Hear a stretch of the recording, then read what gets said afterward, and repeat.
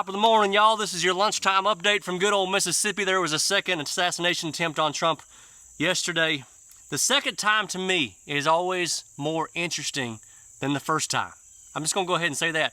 The first time, there's a lot of questions that go around the whole world that everybody asks themselves. And the second time, I feel like start confirming a lot of those questions. That's why it's more interesting.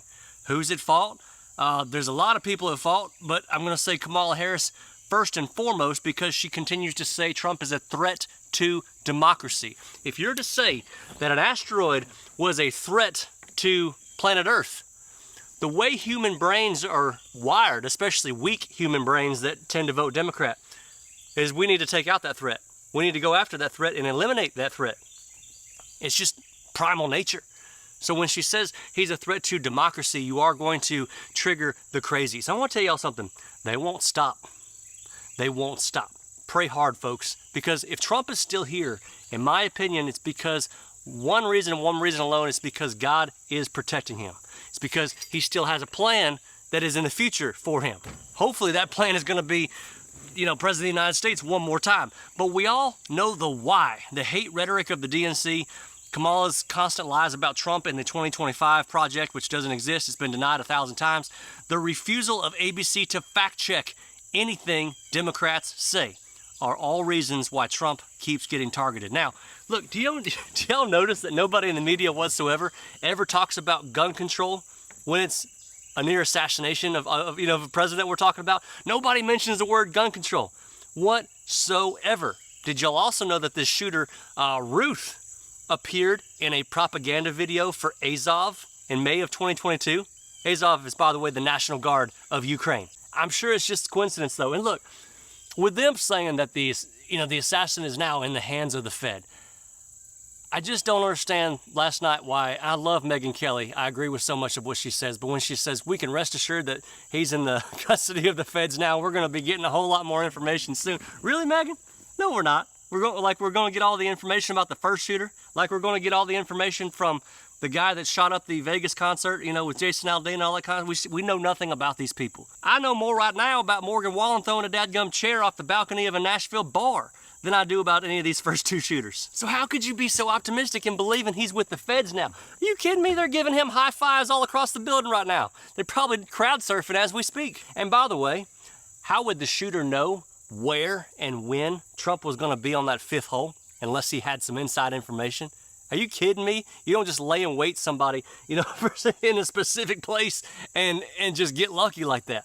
He had inside information, y'all. All I know is at this point, President Trump has now seen way more combat than Tim Walz ever did. It was pretty disgusting to hear that CNN and MSNBC all but just blamed Trump for his own assassination attempt, basically saying, we understand. I mean, he is Hitler. He is a modern day threat to democracy. We understand.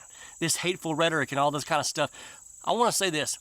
Psychopaths will always blame the victims of the crime for the crime.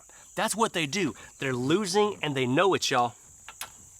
And they can't admit how upset they are that the second shooter has failed again. This is what desperation looks like among the thugs and the criminals in the Democrat Party. And like I said, y'all, this is not going to stop. I do want to comfort you, though, with a verse I was reading this morning. It's something I pray pretty much daily. One of the most beautiful verses in the Bible. And it goes like this. It's Isaiah 54, verses 17. No weapon turned against you will succeed. Talking about us. This is the Lord talking to us. You will silence every voice raised up to accuse you. These benefits are enjoyed by the servants of the Lord. Their vindication will come from me. I, the Lord, have spoken. No weapon formed against us shall prosper. And I say that all the time. And the only reason that man is still here is because of that verse, y'all. I don't know what God's got planned for him. And it really doesn't make a difference. He could come get us tomorrow. But at the bottom, at the end of the day, if we're still here, there's still a plan. I'm still excited about that. And if the October surprise happens, I want you to remember this situation. The October surprise being that we don't have any power or anything like that. Know that there are going to be people like me and patriots all over the nation that are still taking care of their business and forming their militias, forming their groups, forming their tribes, and we will fight this, we will overcome on this earth in this life or the next. And that's a promise. That's a promise given to heaven that we will overcome. So all I know after this is this right here. 2 impeachments, 2 assassinations, 2 genders, and 2 terms, baby. God bless y'all. Be good.